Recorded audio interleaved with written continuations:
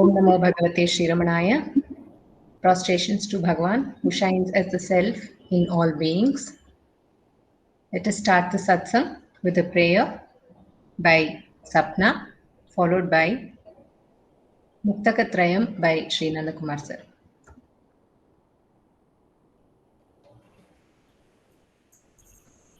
दक्षिणामूर्तिसारम्भां शङ्कराचार्यमध्यमां रमणाचार्यपर्यन्तां वन्दे गुरुपरम्परां वन्दे गुरुपरम्परां वन्दे गुरुपरम्परां शुक्लां वरदरं विष्णुं शशिवर्णं चतुर्भुजं प्रसन्नवदनं ध्यायेत् सर्वविघ्नोपशान्तये आङ्गिकं भुवनं यस्य वाचिकं सर्ववाङ्मयम् आहार्यं चन्द्रतारादि तं नमः सात्विकं शिवम् ॐ नमो भगवते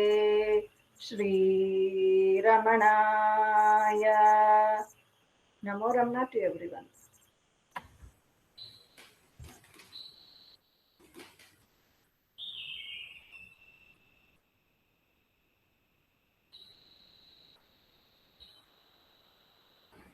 Ekam aksharam hृदि निरन्तरं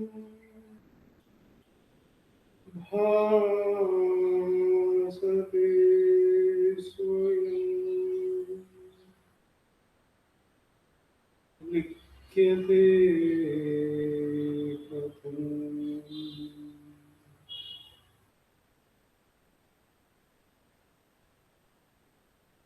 हृदयकुहर मध्ये केवलं ब्रह्ममात्रम् यहमहमिति साक्षात् आत्मरूपेण भाति हृदि विषमनसा स्वं चिन्वता मज्जता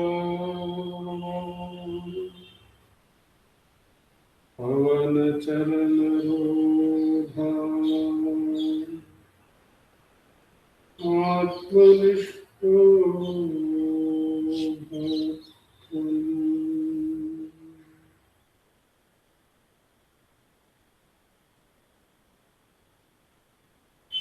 देहं मृण्मयवत् जडात्मकम् अहं बुद्धिर्न कस्यास्ति नाहं तत्तद्भावशुद्धिसमये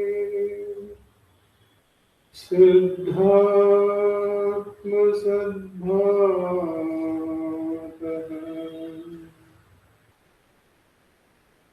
ओहं भावयुगः कुतो रधिया दृष्टात्मनष्टात्मना सोहं स्फूर्तितया अरुणाचल शिवः पूर्णो विभाति स्वयं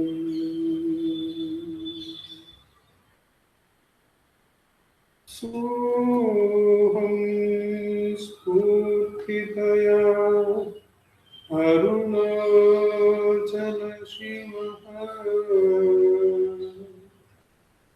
पूर्णो विभाति स्वयम् Namo Ramana. Namo Ramana. We will now have the chanting of Upadesha Saram by Uma Shripati. Namo Ramana. वायुरोधनात् लीयते मना जालपक्षिवद्रोदसाधनम् चित्तवायव चित्क्रियायुताः शाखयोर्द्वयी शक्तिमूलका लयविनाशने उभयरोधने लयगतं पुनर्भवति नोऽमृतम् प्राणबन्धनात् लीनमानसम् एकचिन्तनात् नाशमेत्यद नष्टमानसोत्कृष्टयोगिन कृत्यमस्ति किं स्वस्तितिं यत दृश्यवारितं चित्तमात्मना चित्वदर्शनं तत्त्वदर्शनं मानसं तु किं मार्गणे कृते नैव मानसं मार्ग आर्जवात् वृत्तयस्त्वहं वृत्तिमाश्रिताः वृत्तयो मनो विद्यहं मन अहमयं कुतो भवति चिन्वत ऐपतत्यहं निजविचारणम् अहमिनाशभाजहमहं तया स्फुरति हृत्स्वयं परमपूर्णसत्. नमो रमण. Namo Ramana. We now have two songs from Ramananjali Sangeetam by Srimati V. Radha, accompanied by Vallabh, followed by a song rendered by Dr. Pratibha. Namo Ramana to all. Today we have selected a song written by Sri Sadhuam Swami, and the music is by Sri L. Krishnan.